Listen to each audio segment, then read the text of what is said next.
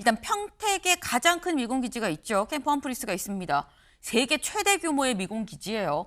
크기가 사실 중요하죠. 소유권을 얘기를 했기 때문에 여의도의 약 5배 정도 되는 크기입니다. 근데 이걸 포함해서 여기만 있는 게 아니라 대구에도 하나 있고요. 오산에도 있고 용산도 아직 좀 남아있다라는 거.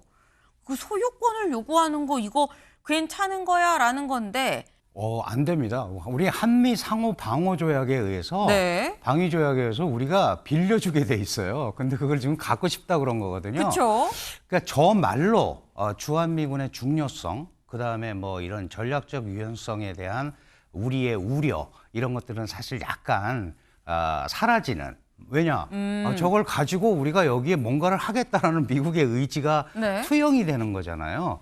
그러니까 아마도 비용적인 측면에서 그랬을 가능성이 더 높아요. 야, 우리가 이렇게 많이 와서 여기에 이렇게 지내고 있는데, 그리고 트럼프가 하는 말로 늘 한국을 지켜주기 위해서 그러는데 우리가 임대료까지 내면서 네. 이게 말이 되냐? 그런데 소유권이 넘어갈 수 없다라는 건 잘 알죠. 이재명 대통령이 CSIS 연설에서 뭐라고 얘기했냐. 국방비를 정액하겠다고 얘기를 했어요. 네. 이것은 정상회담 이후에 바로 나온 얘기거든요. 그렇다면 이거는 정상회담 이후에 보이지 않는 그러한 부분이다.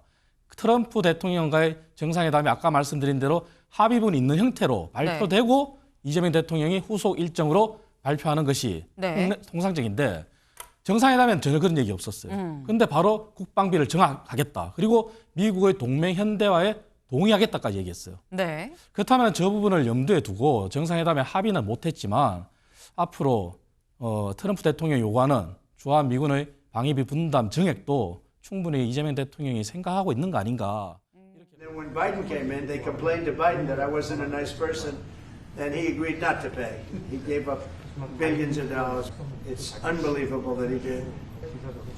They would say, but we gave you land. I said, no, you didn't. You lease us land. There's a big difference between, but I would like to see if we could get rid of the lease and get ownership of the land where we have a massive military base. 네. 들으셨나요? 지금 트럼프 대통령 뭐라고 얘기했냐면 이렇게 얘기했죠. 내가 하고 싶은 일 중 하나는 한국에 우리가 큰 기지를 가진 땅에 소유권을 요청을 하는 거다. 방위비 분담금 뭐 얼마 올리고 뭐 몇 퍼센트로 해주고 이런 얘기가 아니라 소유권을 지금 얘기를 합니다. 임대랑 소유는 다르잖아요. 라는 얘기까지도 명확하게 지금 얘기를 하고 있어요. 근데 이 얘기를 지금 보면은 교수님, 이건 우리가 기존에 생각했었던 이 상상의 영역에서 좀 아예 벗어나 있는 얘기가 아닌가 싶은데 미군이 다른 나라에 이 주둔을 할 때 소유권을 요청을 하는 경우가 있습니까? 안 됩니다. 우리 한미 상호 방호 조약에 의해서 방위 조약에 의해서 우리가 빌려주게 돼 있어요. 근데 그걸 지금 갖고 싶다 그런 거거든요. 그렇죠. 그러니까 저 말로 주한미군의 중요성, 그다음에 뭐 이런 전략적 유연성에 대한 우리의 우려 이런 것들은 사실 약간 사라지는. 왜냐? 저걸 가지고 우리가 여기에 뭔가를 하겠다라는 미국의 의지가 투영이 되는 거잖아요.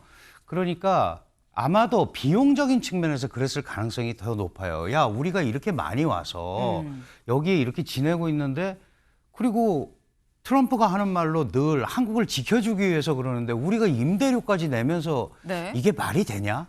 그런데 소유권이 넘어갈 수 없다라는 건 잘 알죠.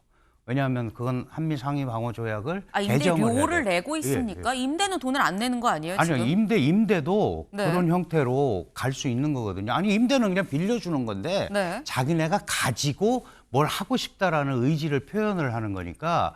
그래서 제가 볼 때는 저거는 뭐 벌어질 수도 없는 거지만 다른 부분을 통해서 한국의 분담금이나 이런 부분을 좀 더 많이 받아내기 위한 그런 일종의 전략이 아닌가, 저는 그렇게 판단을 합니다. 전략적 판단이다. 이게 지금 한미 간의 상호 조약을 맺은 거에 따라서 이거를 뭐 소유권을 이전시켜줄 수가 없는데 무슨 말이냐라는 건데, 이창근 위원님.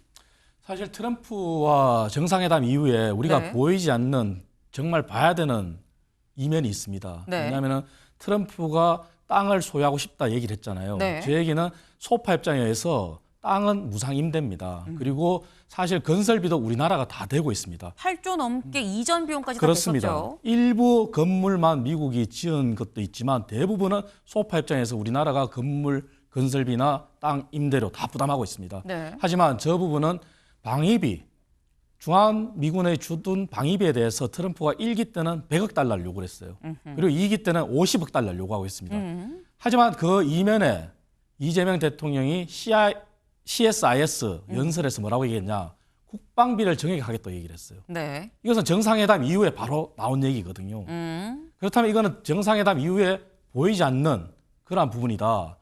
트럼프 대통령과의 정상회담이 아까 말씀드린 대로 합의문이 있는 형태로 발표되고 이재명 대통령이 후속 일정으로 발표하는 것이 네. 통상적인데 정상회담에는 전혀 그런 얘기 없었어요. 그런데 바로 국방비를 정하겠다. 그리고 미국의 동맹 현대화에 동의하겠다까지 얘기했어요. 네. 그렇다면 저 부분을 염두에 두고 정상회담에 합의는 못했지만 앞으로 트럼프 대통령이 요구하는 주한미군의 방위비 분담 정액도 충분히 이재명 대통령이 생각하고 있는 거 아닌가 이렇게 볼 수도 있는데 그런 부분이 그간의 정상회담의 프로토콜하고 다른 부분이다 이렇게 보여지는 거죠. 네. 그러니까 지금 말씀은 뭔가 얘기가 오간 것 같은 느낌이 있다. 왜냐하면 지금 두 정상이 툭툭 내뱉는 말에 선호를 봤을 때 이게 아무 얘기가 없는 상태에서 그냥 밥만 먹고 날씨가 좋고 여자 골퍼들 한국 여자 골퍼들 왜 이렇게 골프 잘 쳐 이런 얘기만 하고 끝났을 상황이 아니다라는 지금 말씀인 거예요. 지금 보면 저희 지금 전국에 지금 주한미군 기지가 어디 있는지 좀 보겠습니다.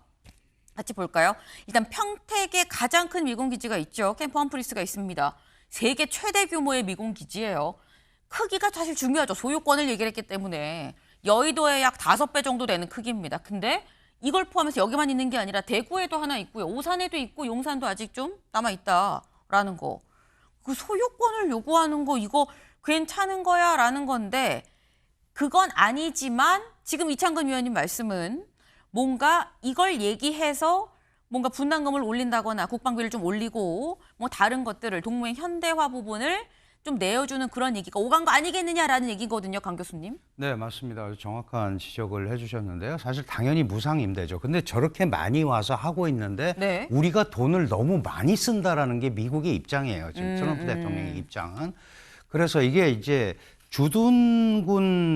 주둔비하고 방위비하고는 이제 분담금하고는 다르죠. 구분을 해서 생각을 해야 되는데요.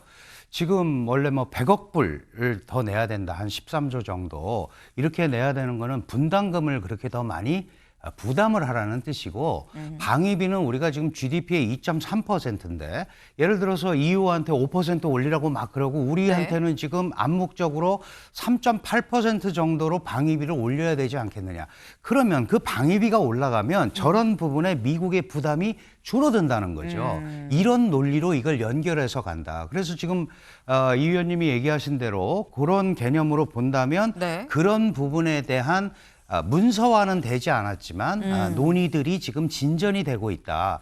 그리고 사실 한국 입장에서 조금 돈 더 내고 하는 건 할 수 있어요. 할 수 있지만 우리 입장에서도 투명해야 된다.